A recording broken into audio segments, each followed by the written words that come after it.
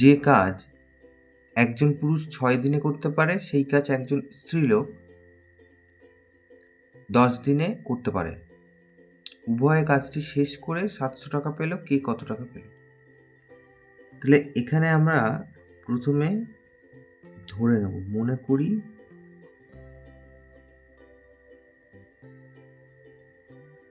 সমগ্র কাজটি এক অংশ। তাহলে এই যে পুরুষ এক অংশ কাজ করে 6 দিনে, তাহলে পুরুষটি 6 দিনে করে এক অংশ কাজ, তাহলে পুরুষটি একদিনে করে 1/6 অংশ কাজ। তাহলে একই রকম স্ত্রীলোকটি 10 দিনে করে 1 অংশ কাজ, স্ত্রীলোকটি একদিনে করে 1/10 অংশ কাজ।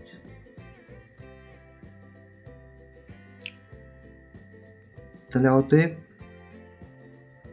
দুজনের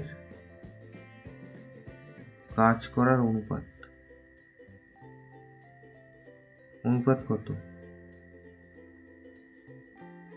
প্রথমটা হচ্ছে 1/6 আর পরেরটা হচ্ছে 1/10। তাহলে দুটোকে এটা ভাগ, উল্টে যাচ্ছে পরেরটা, এটা 3 হয়ে গেল, এটা 5 হয়ে গেল।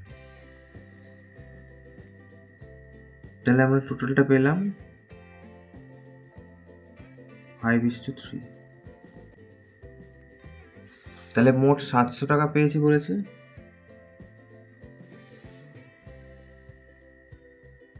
তাহলে অতএব পুরুষটি পায়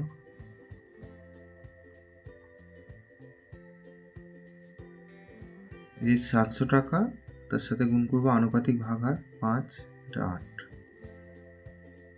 তাহলে 2 দিয়ে কাটলে কত হয়? নিচে 4 আর এখানে হচ্ছে 350।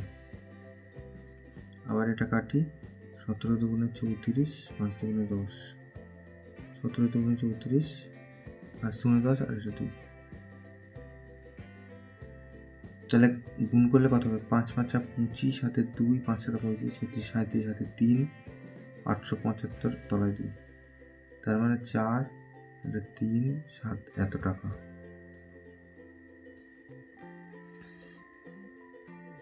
আর স্ত্রীলোকটি পায়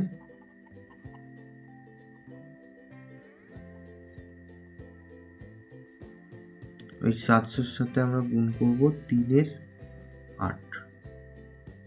তাহলে একই রকম এখানে 4, এখানে 350, এখানে 175, এখানে 2।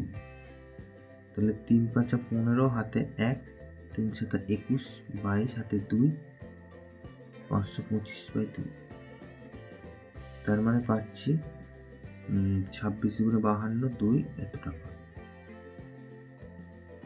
তাহলে এই টাকাটা যদি আমরা 700 থেকে বিয়োগ করতাম তাহলে ওটা পেতাম।